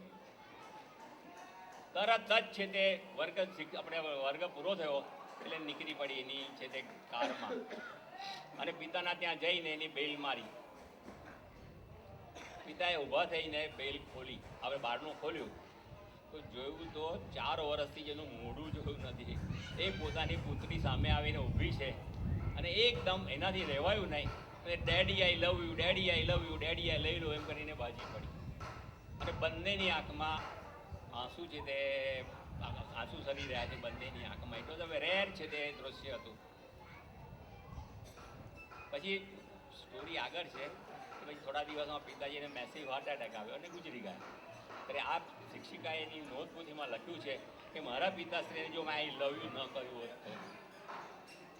આપણા કુટુંબોમાંથી પણ કેટલાક લોકો જ્યારે ઉપર જાય છે ત્યારે વી મિસ ધેમ. વાય? કારણ કે આપણે એ લોકો તરફ જે કર્તવ્ય બજાવવાનું હતું એ કર્તવ્ય આપણે બજાવી ન શક્યા, એનો આપણને બહુ મોટો અફસોસ રહી જાય છે. ને આવો ગિલ્ટી કોન્શિયસવાળો માઇન્ડ ભગવાનને યાદ કરી શકતો નથી અને કરે તો બહુ યાદ છે તે ભગવાન સુધી પહોંચતી નથી. માણસનું નામ જ કૃતજ્ઞતા. ગ્રેટફુલ જો માણસ ન હોય, ગ્રેસફુલ જો માણસ ન હોય તો પછી life has got no value, life has got no meaning. લેવા માટે બધા બેઠા છે, આપો. અરે પણ ઇડિયટ તું કઈ કરને, તારમાં કઈ અક્કલ છે કે નહીં? ડૂબા જેવો લીધા જ કરે છે, માગ્યા જ કરે છે. માગણ છે તું? આવતા જન્મમાં ચોક્કસ ભિખારી થવાનો છે. આજે મંદિરના પગથિયા ઉપર બધા ભિખારીઓ બેઠા હોય. બોધયંતી નહીં આચંતે ભિક્ષા દ્વારા ગૃહે ગુહે દિયદામ નિત્યમ. જો તમે આપતા જાઓ નહીં આપો તો અમારે જેવી દશા થશે. અહીંયા જે અમે લાઈન ઉપર બેઠા છીએ ને તમે પણ લાઈન ઉપર બેસશો. તો પ્રેમ આપો, ભાવ આપો, હૂંફ આપો, ટેકો આપો, સપોર્ટ આપો. આ જે કંઈ પણ તમે કરશો ને આ તમારી ભક્તિ છે. ભક્તિ એટલે નાથદ્વારામાં જઈને બેસી જવાનું ને ત્યાં આગળ છે તે માખણ મિશ્રી ખાવાનું અને બહાર છે તે બધું જે મળતું હોય જંક ફૂડ તે ખાવાનું, એટલે ભક્તિ થતી નથી. ભક્તિ એટલે કે ટેકો આપવો, હૂંફ આપવી, સપોર્ટ આપવો, એની ડિફિકલ્ટીના ટાઈમમાં ઊભા રહેવું. હું એક નાનકડો સમાજથી જુદી પોતે પડી ગયેલો છે તે એક વ્યક્તિ છું આજે. ત્યારે આજે 500 માણસોના હું વચ્ચે બેઠો ત્યારે શું થયું, હું બ્રોડ થયો, હું 500 થયો એકના. તો એવી રીતે ભક્તિથી જ્યારે હું ધ્યાનમાં બેસું, ભક્તિથી આવી રીતે જ્યારે પરમાત્માના કામ કરું ત્યારે વ્યાપક થતાં હું પરમેશ્વર બની જાઉં. બનવાનું જે પરમેશ્વર અને બનીએ છે તે જે પથ્થર જેવા અક્કલ વગરના માણસો છે તે બેઠા છે, મૂર્તિને નમસ્કાર કરતા બેઠા છે. અરે મૂર્તિમાં તમે કેવો ભાવ મૂકો એની કિંમત છે, મૂર્તિની કિંમત નથી. શાલિગ્રામ આટલો પથ્થર છે, પણ એમાં જો તમે ભાવ મૂકશો વિષ્ણુનો તો શાલિગ્રામ વિષ્ણુ થશે, અને હરામખોરીનો ભાવ મૂકશો તો તમે હરામખોર બનશો. મંદિરમાં જઈને પણ કયો ભાવ તમે રાખો છો એ બહુ મહત્વનું છે. કયા ભાવથી તમે છે તે કામ કરો તે મહત્વનું છે. આપણી નવધા ભક્તિમાં એક ભક્તિ છે પાદ સેવનમ. વામને એક પગમાં 14 ભુવનો કવર કરી નાખે એક જ પગમાં. તો ભગવાનના કઈ એવી જગા છે કે જ્યાં ભગવાનના પગલા નથી પડ્યા? છે કોઈ એવી જગ્યા? એક ખૂણો એવો નથી, એક કાંકરો એવો નથી, એક રેતીનો કણ એવો નથી કે જ્યાં આગળ ભગવાનના પગલા પડ્યા નથી. ને આ પાદ સેવનમ એટલે આ પગલાની સેવા કરો. એટલે ભગવાન જ્યાં જ્યાં છે, ભગવાન સર્વવ્યાપી છે, બધામાં ભગવાન છે. તો બધાની સેવા કરો, બધાને પ્રેમ કરો, બધાને હૂંફ આપો, બધાને ભાવ આપો, બધાને પોતીકા ગણીને ચાલો. શું દોષ જોઈ રહ્યા છો? શા માટે દોષ જોઈ રહ્યા છો? બધાની કદર કરો. પોતીકા છે ને, આસક્તિ રાખવી હોય તો સમાજના માટે આસક્તિ રાખો, પોતાના માટે આસક્તિ રાખીને શું બેસી ગયા છો? તો જીવનમાં મારે કંઈક કરવું છે, મારે કંઈક પામવું છે, એવું લક્ષ્ય માણસ ભક્તિ છે તે માણસને આવું લક્ષ્ય આપે, માણસને એક જીવન જીવવાનો એક આઉટલુક આપે, જીવન જીવવાનો એક દ્રષ્ટિકોણ આપે. અને ભક્તિ અને અદ્વૈત એક જબરજસ્ત ચીજો છે. વાંચશો ને તો ન્યાલ થઈ જશે. એટલે મારું પુસ્તક વાંચો નથી કહેતો, વાંચો તો મારા માટે નહીં વાંચો, તમારા માટે વાંચો. એ શાસ્ત્ર છે, મેં જે લખ્યું છે તે સાયન્સ છે, એ રમત નથી, એ જોક નથી, એ કંઈક નાતા નાતા છે તે ખાતા ખાતા છે તે ગપ્પા મારતા મારતા વાંચવાની ચીજ નથી. આ છાપું નથી. આ કારણ કે આ જે શાસ્ત્ર છે ભક્તિનું, અદ્વૈતનું જે શાસ્ત્ર છે તે હું બ્રહ્મ સુધી પહોંચીશ. અને બ્રહ્મ એટલે કેટલું મોટું છે તમે જો વાંચો ને તો તમે ચક્કર ખાઈ જાઓ. તમે છે તે ચક્કર તમને આવી જાય. આ વિશ્વમાં 100 આકાશગંગાઓ છે, એ 100 અબજ આકાશગંગાઓ છે. એ 100 અબજ આકાશગંગામાં એક એક આકાશગંગામાં 100 અબજ તારાઓ છે. અરે પૃથ્વીને મોટામાં મોટા દૂરબીનથી પણ જુઓ ને, દૂરબીનથી, તો તમને છે તે પૃથ્વી દેખાય નહીં. તો પૃથ્વી ન દેખાતી હોય તો તમે કોણ? શું વાર્યું? સુસાઇડ કરો, સુસાઇડ જીવીને શું કરશો? કોઈ ભાવ પૂછે તમારો આ વિશ્વમાં? ભગવાનને ટાઈમ છે તમારા માટે સામે જોવાનો? આટલા મોટા વિશ્વનું જોવે કે તમારા જેવા ઇડિયટ માણસનું જોવે? પણ ભક્તિ કહે છે કે નો, સુસાઇડ કરો તો ભગવાન કરે, તારે સુસાઇડ કરવાની જરૂર નથી. કારણ એક જ છે કે તું છે તે જુદો છે, તે વધતા વધતા વધતા તું જ પોતે પરમેશ્વર બની જાય, પછી સુસાઇડ કરવાનો સવાલ આવે જ નહીં. તું પરમ અસ્તિત્વ બની જા, પછી તને સુસાઇડ કરવાનો કોઈ સવાલ આવશે જ નહીં. એક જીગર છે, આ એક હિંમત છે ભક્તિમાં, એક તાકાત છે. કોઈ મંદિરમાં જરાવવામાં આવી તાકાત? ભગવાનને હલો કેવા જાવ, હાવ આર યુ ગોડ, અને મળવા આવ્યો છું, તારી તબિયતના સમાચાર પૂછવા આવ્યો છું, તું કેમ છે તે પૂછવા માટે આવ્યો છું. કલેક્ટરની પાસે 1000 લીટર જતા હોય, એમાં કલેક્ટર એક વાંકા ચૂકા અક્ષર લખેલો છે ને તે કવર પોતાના પાસે રાખી લે, અને બાકીના કવરો વાઇસેસરનો નામે કે ડિસ્પોઝ ઓફ. પછી એ કવર ખોલે ને પછી એ કવરમાં એવું લખ્યું હોય, માએ લખ્યું હોય કે બેટા તું કેમ છે, તારી તબિયત સારી છે ને, તારી તબિયત સાચવ છે. આવો કલેક્ટર લેટર વાંચ્યા તો પત્નીએ લખ્યું હોય જરા સંભાળીને કામ કરજો, હેરાન ન થઈ જાવ કોઈ ઠેકાણે. બાકીના બધા માગણીયા હોય એટલે ગ્રહોને આપી દે કે ચલો ડિસ્પોઝ ઓફ. શનિ કહે કે હવે 7:30 સુધી ઇડિયટ રાજો. તો આપણી છે તે લાયકાત આપણે જે કેળવવાની છે, દ્રષ્ટિકોણ કેળવવાનો છે, તે દ્રષ્ટિકોણ છે તે ભક્તિ આપણને છે તે આપે. એટલે હું હું પુણ્ય કર્મો હું પુણ્યશાળી છું, હું પુણ્ય કર્મ કરનારો છું. હું પાપ કર્મ એ કહેવા માટે મંદિરમાં જ નથી જવાનું. એના માટે મંદિરમાં શું કામ જાઓ છો? તમે જો પાપી જ છો ને, તમે પાપો કરનારા માણસ છો ને, તો why do you waste time of God? ભગવાને એને કહો કે હું પુણ્યશાળી છું, પુણ્ય કરનારો છું, પુણ્ય કરવા માટે આવ્યો છું. આનું નામ ભક્તિ કહેવાય. એટલે ભગવાનના મંદિરમાં જનારાઓ ભગવાનને પ્રસાદ બહુ ધરે છે, પણ એમને ખાવો છે એટલા માટે. સમજો કે ભગવાન બધો પ્રસાદ ખાતા હોય તો શું થાય? What will happen to God? અરે ભગવાનને પહેલાં આટલો પ્રસાદ પછી બનાવીએ જ નહીં આપણે. પહેલાં તો આટલી વાટકી નાનકડી કદી બનાવી? અને બીજું કે આપણા મૂર્ખ લોકોનો જો ભગવાન પ્રસાદ ખાય તો દરેક પ્રસાદમાં બીજી વ્યક્તિને અભાવે, એ વ્યક્તિને અભાવે. એટલે આપણા શાસ્ત્રો કહે છે કે તમે કોના ઘરે જમો છો, તમારો જેને પ્રેમ હોય, ભાવ હોય ત્યાં જ જમો, બીજા કોઈના ત્યાં જમો નહીં. એની આભા તમારામાં આવશે, એના દુર્ગુણો તમારા પાસે આવશે. ક્રૂઅલ માણસની સાથે બેસીને જમો નહીં. તો ભગવાન જો આપણા મૂર્ખાઓનો પ્રસાદ જમે તો ભગવાન મૂર્ખ બને કે ના બને? આપણી આભા આવે કે ના આવે એમાં? તો ભગવાન મૂર્ખ છે કે આપણા લોકોનો પ્રસાદ કાંઈ નવરો પડ્યો છે? થારના થાર લઈને દોડ્યા રહી ગયા હોય તેમ ધક્કા મુક્કી કરતા, મારામારી કરતા. આ કઈ ભક્તિ છે? ભક્તિ શું વેપાર છે? ભક્તિને મંદિરમાંથી બહાર કાઢો, ભક્તિને ઘરની બહાર કાઢો અને છેલ્લામાં છેલ્લા માણસ સુધી લઈ જાઓ. કદર કરો છેલ્લામાં છેલ્લા માણસની, અને જેન્યુન કદર કરો, અંતઃકરણ પૂર્વકની કદર કરો. ભક્તિ એટલે પ્રસન્નતા, ભક્તિ એટલે હાસ્ય, ભક્તિ એટલે આનંદ, ભક્તિ એટલે હું ભગવાનનો છે તે guest to guest, royal guest. ભગવાનની ઘરે જશે તો મારું ધ્યાન રાખશે. I don't want to keep anything with મી.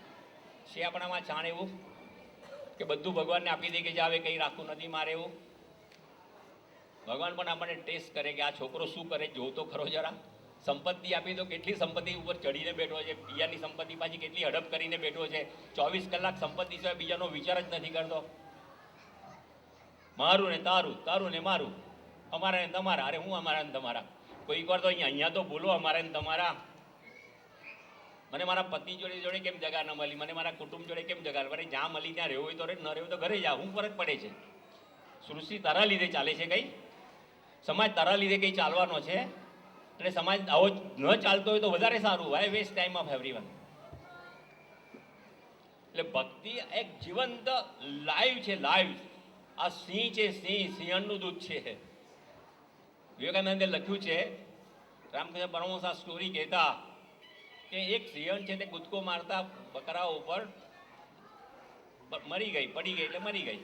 બચ્ચું જન્મ્યું હતું, બચ્ચું ને લઈને બચ્ચું જીવી ગયું ને એ મરી ગઈ. ત્યાં બચ્ચું શું કરે?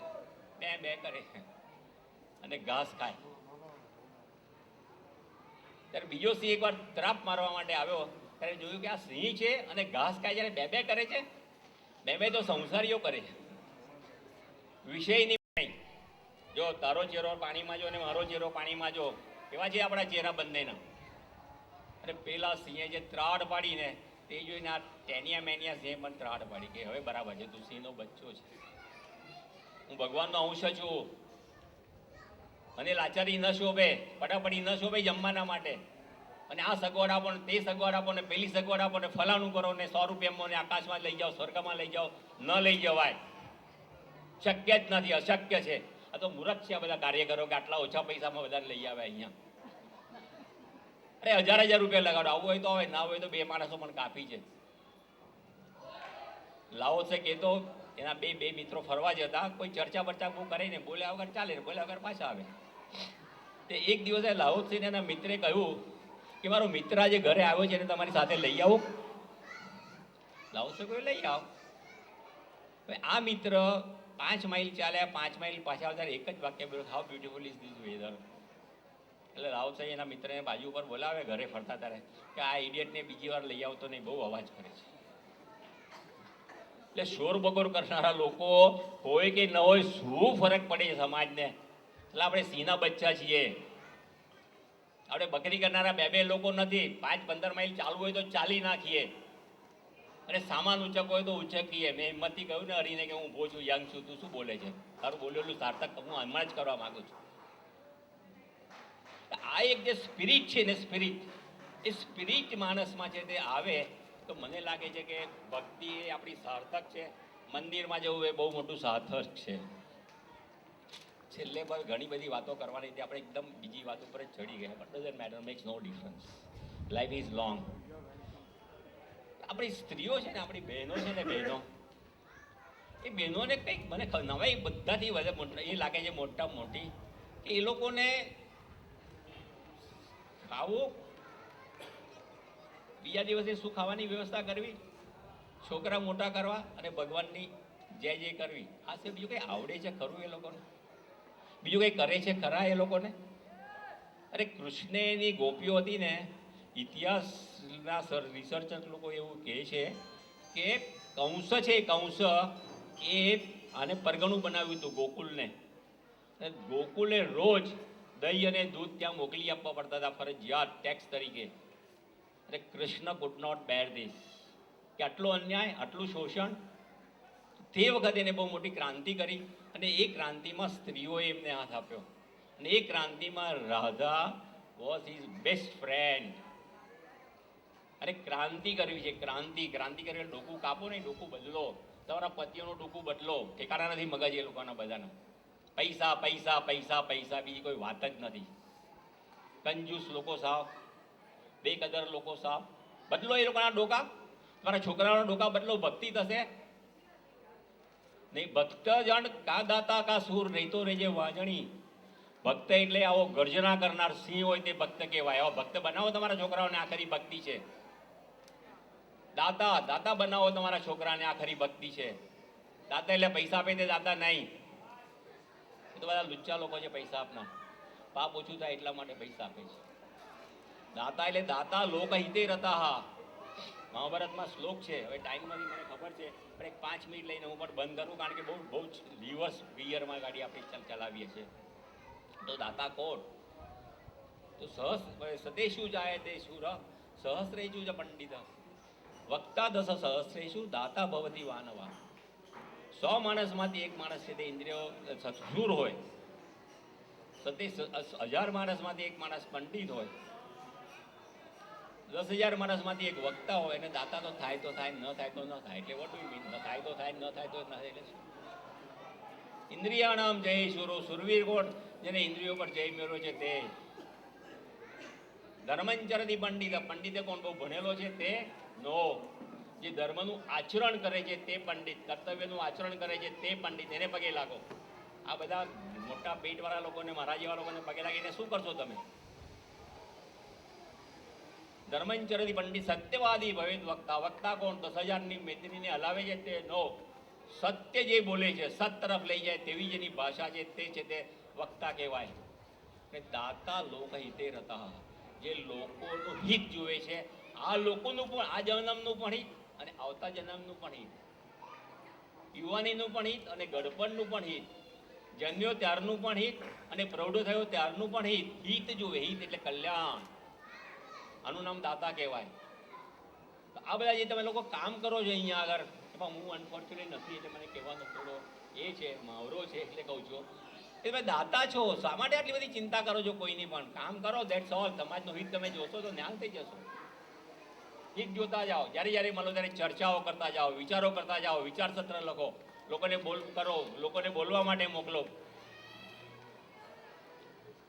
કા દાતા કા સુર, નહીં તો રેજે વાંગણી. ભક્ત બનાવો, દાતા બનાવો, સુરવીર બનાવો, કે જેનો ઇન્દ્રિયો પર કાબુ છે. મહાવીર, એટલા માટે તીર્થંકરને મહાવીર કહે છે, જેનો ઇન્દ્રિયો પર પૂર્ણ કાબુ છે. ઇન્દ્રિયો એને રમાડી શકતી નથી, કશું કરી શકતી નથી. તો આપણે બધા આવા બનીએ અને એકબીજાને છે તે આવા બનવામાં આપણે જો મદદ કરશું અને સમાજ જો સાથે રહેશે તો મને લાગે છે આ પરચુરણિયાઓની કોઈ ચિંતા કરવાની. આપણે ચિલ્લરમાં રસ નથી, આપણને તો 10,000ની, લાખની નોટોમાં રસ છે. કે મારી ભાઈ, તમે કયા શહેરોમાં રસ? ચિલ્લર શહેરોમાં તમને રસ છે? સાચું કહેજો, ગુમાવ્યા છે પૈસા તમે. છેલ્લી એક વાત કરું કે હરિભાઈએ શું કહ્યું કે આપણામાંના એક છે, કહ્યું ને એમણે, મારી ટીમ છે એવું કંઈ બોલ્યા. એવું હું જરાક થોડો મિનિંગ ઇન્ટરપ્રિટેશન કરું છું બોલ્યા એનું. તો એને આટલું સારું છોકરાઓએ કર્યું હોય એમના, તો એમને પાર્ટી આપવી જોઈએ કે ના આપવી જોઈએ? ખાલી બોલીને છટકી જવું જોઈએ?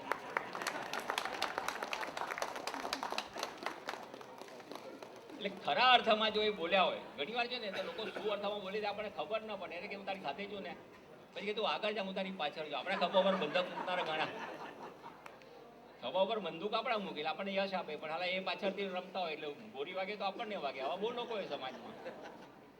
એટલે હરિભાઈ, તમે પાર્ટી ક્યારે આપો છો તે નક્કી કરો જતા પહેલા. હા, એ તો અત્યારે તો આ લોકો પાર્ટી આપે છે. તમે આ પાર્ટીની જવાબદારી લેતા હો તો પણ વાંધો નથી, દેર ઇઝ નો પ્રોબ્લેમ. તો અમે તમારી જય જયકાર કરીને છે, એમાં હરિનો જય ગયા કરો, ભગવાનનો પણ જય જયકાર થઈ જાય છે ને, જવા દો. પણ મેં નક્કી કર્યું છે, મેં ક્યારનું આ કાગળમાં લખી રાખ્યું છે. સવારે ઉઠીને મેં આ કાગળ તૈયાર કર્યો. જો કે કાગળનું કશું બોલાયું નથી, પણ મેં કહ્યું કે આ યુવાન લોકોએ જે લોકોએ કામ કર્યું છે તે બધાને I stand a big party, not small.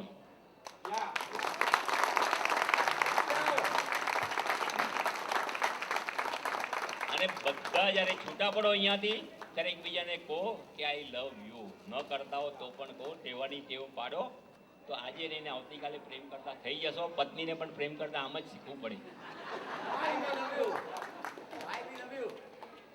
Thank you.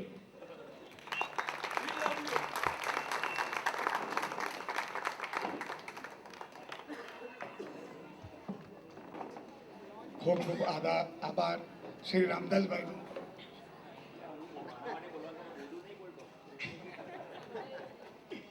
એટલો ભાવ વિભોર થઈ ગયો છે કે બોલતો નથી બોલતો.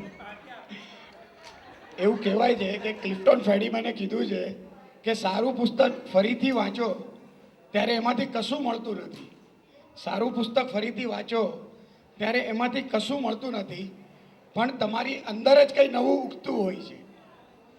ક્લિફ્ટન ફેડીમેને કીધું હતું એ રામદાસભાઈએ પુસ્તકમાં ને અહીંયા આપણને જણાવ્યું આ બધું.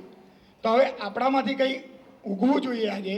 અને શિક્ષિકાએ જે 4 વર્ષનો સમય લીધો એ ન લેતા 4 વાગ્યા સુધી આપણે એકબીજાને આઈ લવ યુ કહીએ.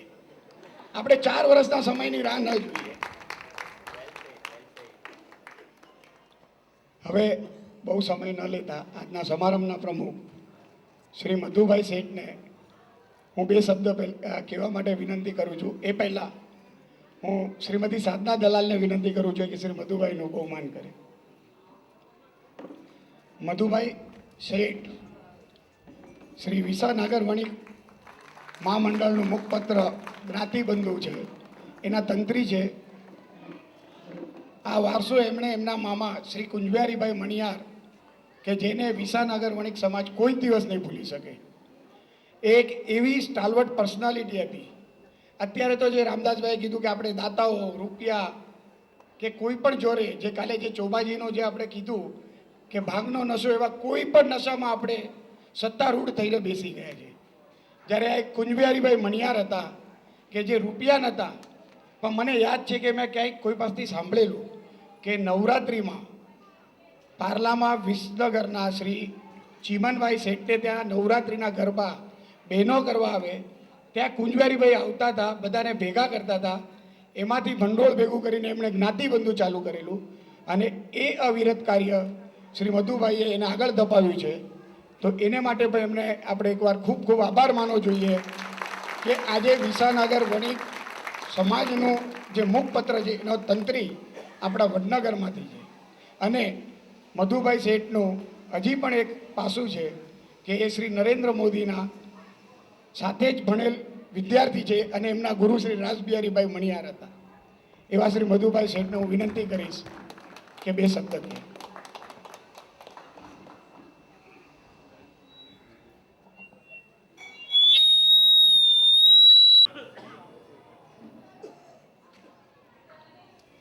મુકેશભાઈની રજા લઈ લઉં છું. 2 શબ્દ નહીં બોલું, 2 વાત કહીશ. પહેલી વાત, સમાજના કામ માટે અહીંયા ભેગા થયા છીએ અને ભક્તિની વાત છે એટલે મને મારા તારામાસી અને મણિમાસી યાદ આવે છે.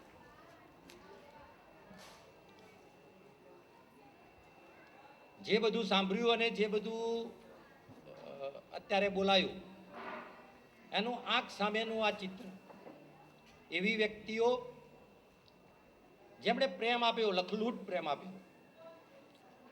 કોણે શું આપ્યું એ કદી ન વિચાર્યું, કદી ન જોયું. અને પાસે શું હતું? કશું જ નહીં, ફક્ત ઠાકોરજીની સેવા. પૈસો નહીં, કોઈ વ્યક્તિ નહીં, અને પ્રેમ ભાવથી સેવા કરવાની. અમે ખૂબ નાના હતા ત્યારથી આ દ્રશ્ય જોયું આંખ સામે. એ મણિમાસીના ઘરે જઈએ કે તારા માસીના ઘરે જઈએ, પુના જઈએ તો એ સરસ્વતી કાકી પાસે જઈએ, આ એક જ ચિત્ર જોવા મળે. પ્રેમથી કરે જવાનું બધાનું. અને મને એવું લાગે છે કે એ જે દ્રશ્ય જોયું છે મેં અત્યારે જે ફરી જોયું અહીંયા. 100 રૂપિયા એક વાત છે, પણ સમાજના કાર્યકર્તાઓએ પ્રેમથી એક નક્કી કર્યું કે ગામના છેવાડે રહેનારો માણસ પણ આ સ્નેહ સંમેલનની અંદર પ્રેમથી આવે, પ્રેમથી રહે, અને હું મારા સમાજમાં, હું મારા ઘરમાં આવ્યો છું એવો ભાવ વ્યક્ત કરે, પોતે જુએ, અને અહીંથી જાય ત્યારે એને એમ થાય કે હું કેટલા બધા વર્ષે આ વાતાવરણમાં રહેવા આવ્યો, મને કેટલા બધા વખત પછી આ વાતાવરણમાં રહેવા મળ્યું. આ આપણા ઘરમાં આપણે ભેગા થયા છીએ, અને ગઈકાલ સવારથી અમે લોકો તો છેલ્લા 2 મહિનાથી આ વાતાવરણમાં છીએ, પણ એ વાતાવરણનો કોઈ થાક નહોતો. એ ગઈકાલ સવારથી અગણિત આનંદ વધતો જાય છે. તકલીફોની વાતો સાંભળીએ ત્યારે પણ અમે એટલા આનંદથી રહ્યા છીએ કે અમને એટલી મજા આવે છે કે તકલીફ કહેનારો કોઈક તો છે. આપણને એવું લાગશે કે તકલીફ ના કહેવી જોઈએ. હું પણ માનું છું ના કહેવી જોઈએ.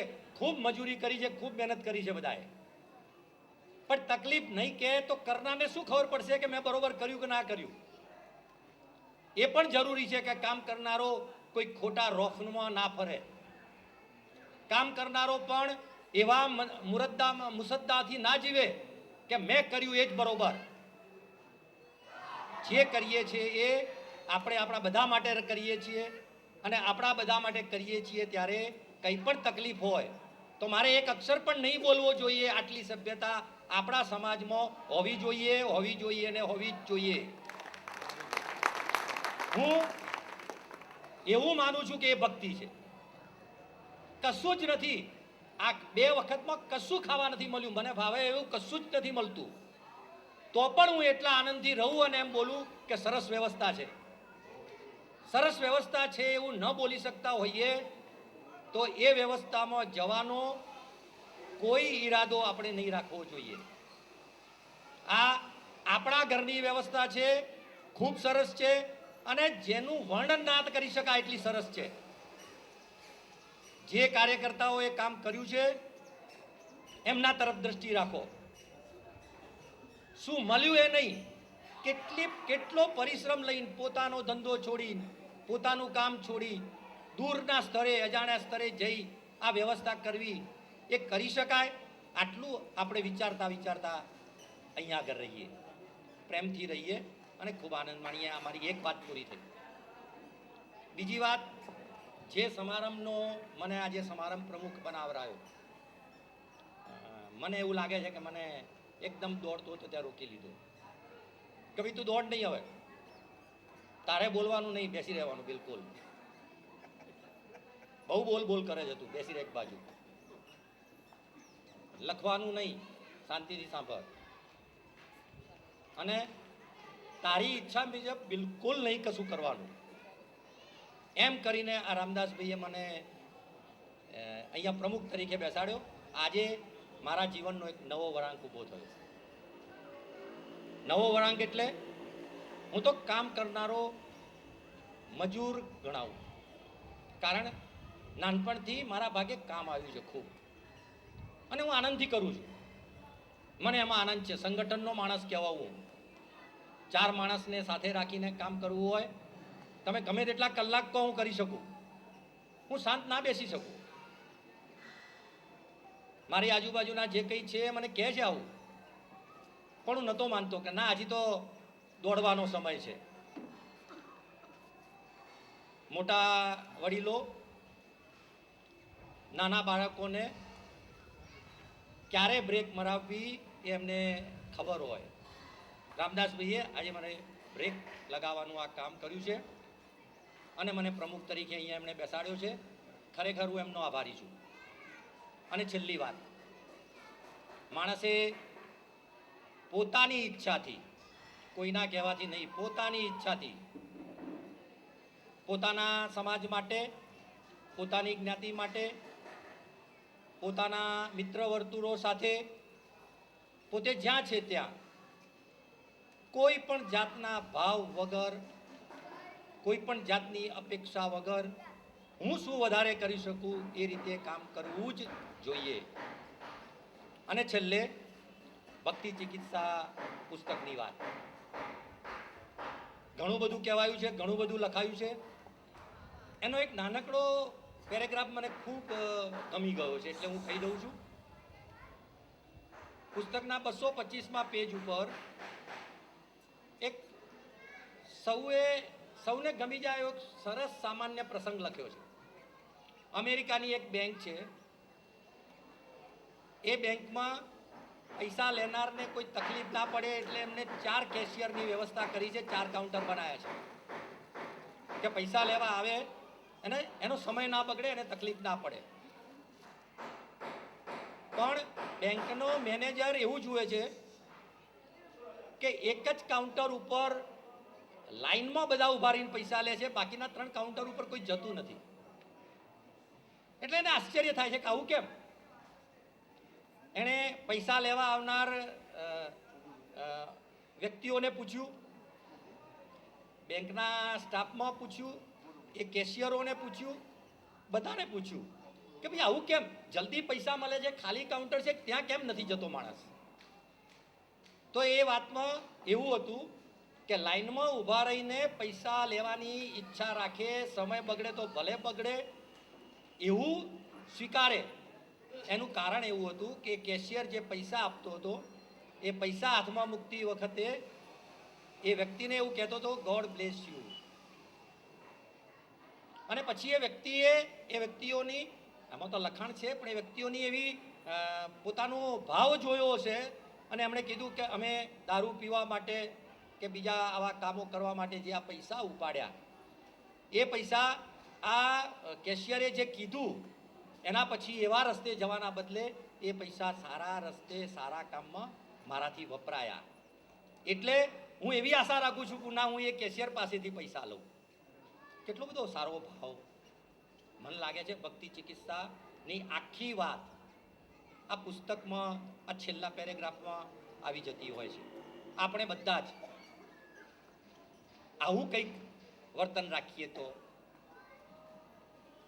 કોઈ પણ આપણું ઘર હોય, આપણો મોહલ્લો હોય, આપણી જ્ઞાતિ હોય કે આપણે જ્યાં પણ કામ કરતા હોઈએ ત્યાં બધા સાથે આવો વ્યવહાર રાખીએ કે માણસ એમ કે ના મારા આના જોડે વાત કરવી છે, આના જોડે રહેવું છે, આની જોડે ફરવું છે, તો સ્વર્ગ અહીંયા આગળ છે. છેલ્લે મારા માતુશ્રીએ મને એક નાનકડી વાત ખૂબ નાનપણમાં કહેલી. એ વાત હું સતત રટણ કરું છું, મનમાં રાખું છું અને જરૂર પડે ત્યારે હું એ વાત અવશ્ય કહું છું. એ કહી અને હું મારું બોલવાનું પૂરું કરું છું. પશુ કી બને પનૈયા નરકા કછું ન હોય. પશુ કી બને પનૈયા નરકા કછું ન હોય. નર નરકી કરણી કરે નરકા નારાયણ. નારાયણ ન બનીએ તો કઈ નહીં, માણસ તો બનીએ.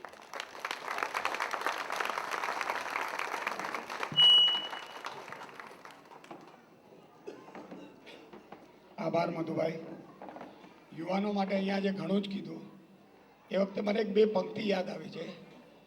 સદા ન ફળે કેતકી, સદા ન ફળે કેતકી, સદા ન ફળે વસંત. રૂપ થા યૌવન થા સબ થે ચાહક, યૌવનધન બીત ગયો ન સુને કોઈ આહટ.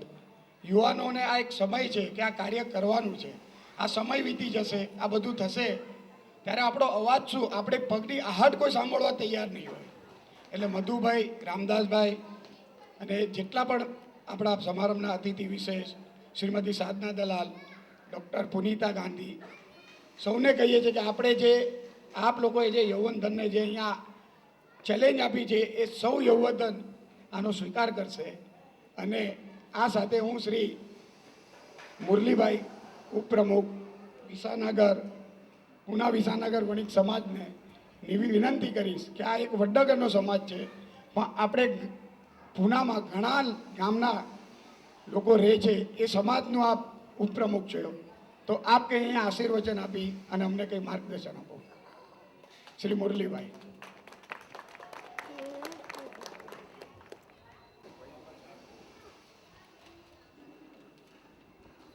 આજે આપણો સમાજ એક પારિવારિક મિલન જેવું લાગે છે. આપણે 50 વર્ષ પાછા જઈએ તો ખ્યાલ આવશે કે જ્યારે બી સારો કાં તો ખરાબ પ્રસંગ એક આપણા પંચ તરફે એવું એક નક્કી હતું કે આપણા ગામમાં જ થવો જોઈએ, ગુજરાતની અંદર જ આપણો જ્યાં ગામ હોય ત્યાં જ થવું જોઈએ. પણ વર્ષો પછી લોકો એટલા બધા વ્યવસાયની અંદર પડી ગયા કે એક રિવાજ બંધ થઈ ગયો અને બધા જ પ્રસંગો અહીંયા થવા લાગ્યા. ત્યારે સમાજ તૂટવા લાગ્યો, સમાજ વિખરાઈ ગયો. તમારા મારા છોકરાઓ રસ્તા મળે તો એકબીજાને ઓળખે નહીં, એવો એક પ્રસંગ આવીને ઊભો રહ્યો. પણ એની અંદર આજે જ્યારે મેં જોયું કે આપણા વડનગર, વિસાનગર, વણિક સમાજ ફક્ત વડનગર પૂરતા દૂધ આવતું ત્યાં સુધી, બરોબર છે ને? લોકોએ અહીંયા મળવું અને એ બી આટલી બધી મોટી સંખ્યાની અંદર ભાઈઓ બહેનોને જોયા પછી વર્ષો પહેલાં જ્યારે મેં માણસાની અંદર જ્યારે જોયું હતું કે લગ્ન પ્રસંગ કાં તો બીજા પ્રસંગની અંદર એક સમાજ ભેગો થયો હતો અને એક સમાજ ભેગો થયા પછી લોકોના ચહેરા ઉપરનું હાસ્ય ઘણા વર્ષો પછી આજ મને જોવા મળ્યું. ખરેખર આ એક નોંધ કરવા જેવી વસ્તુ છે અને આનું અનુકરણ બીજા બધા આપણા સમાજના ગામના લોકો બી જો કરે તો મને એમ લાગે કે આપણો સમાજ વિખરાઈ ગયો છે એ પાછો મળે અને એમ લાગે કે આપણો સમાજ કેટલો અને કેવડો મોટો.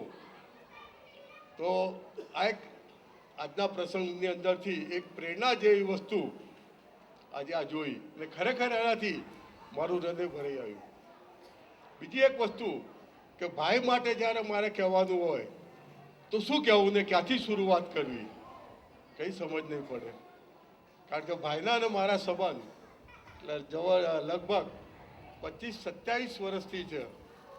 પણ એક ભાઈએ જે મને પ્રેમ કર્યો છે મારા ઉપર, એક નાના ભાઈ જો પુનાની અંદર ભાઈએ પગ દીધો કે એમને મુરલીભાઈને યાદ નથી કર્યા એવું બન્યું નથી. ખરેખર એ આજે બી મને દેખાયું કે આજે ફક્ત વડનગર પૂરતા હોવા છતાં બી આજે જ્યારે એમને મને કીધું, પર્સનલ બોલાવીને મને કીધું કે મુરલીભાઈ તમારે આવવું પડશે. અને ગયા રવિવારે પ્રમોદભાઈ મને કાંદીવલીની અંદર મળેલા. કાંદીવલીની અંદર મને પ્રમોદભાઈએ વાત કરી કે આવી રીતે આવતા રવિવારે પુના લોણાવલાની અંદર આપણે પ્રોગ્રામ છે. ત્યારે મેં કીધું કોણો? એટલે ફક્ત કે વડનગર પૂરતો. મેં કીધું હું તો વડનગરનો નથી, પણ કે તમે ભાઈના છો ને તો તમે વડનગરના છો, તમારે આવવું પડશે. ખરેખર એ શબ્દો જ્યારે એમના મોઢેથી મેં સાંભળ્યા ત્યારે મને એમ લાગ્યું કે ખરેખર ભાઈએ મારા ઉપર પ્રેમ કરે છે, ભાઈએ એમને બોલાયા છે. બીજી એક વસ્તુ કે એમને જ્યારે કીધું કે એમનું દ્વિતીય પુસ્તકનું છે તો આજે વિમોચન છે, ત્યારે પહેલું પુસ્તક મેં વાંચ્યું, 1 અખત, 2 અખત, 3 અખત, અને જ્યારે વાંચ્યું ત્યારે મને કંઈક નવું લાગ્યું. અને મને એમ લાગ્યું કે ક્યાંક આપણા જીવનની અંદર ખૂટે એવી વસ્તુ જો ક્યાંય હોય તો સફળ સોલિસિટરની અંદર છે. અને એ ગયા રવિવારે કીધા પછી છેવટના 8 દિવસથી મને હતું કે હું ક્યારે જઉં અને ક્યારે છે તો ભાઈનો પુસ્તક જોઉં કાં તો વાંચું અને એની અંદરથી કંઈક પ્રેરણા મળે.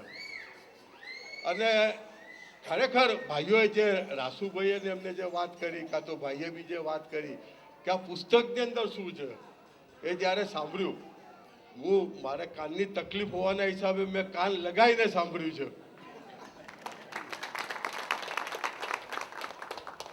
ત્યારે મને લાગ્યું કે ખરેખર આ પુસ્તક લઉં અને અત્યારે જ બેસું. હવે ભાઈ માટે કહેવાનું હતું એક જ વાક્યની અંદર હું કહું અને મારું બોલવું પૂરું કરું કે ભાઈ માટે શું કહેવું. તો